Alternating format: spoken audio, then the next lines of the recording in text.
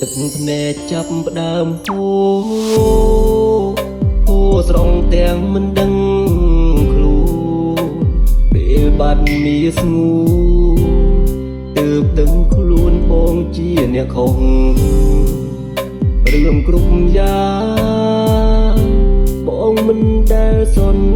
តោសឲ្យតែបានចុះមិនខ្វល់ពីអូនឡើយ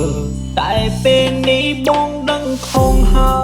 យសូមត្រាំត្រៃមករកបងវិញសូមមេត្តាអូនកុំដើរចេញពីបងបានទេបងសូមអងវមានមេកុំទៅបានទេអូនអើយ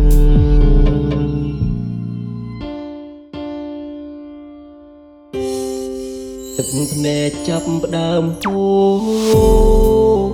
ហូរស្រង់ទាំងមិនដឹងខ្លួនពេលបាត់មានស្ងួន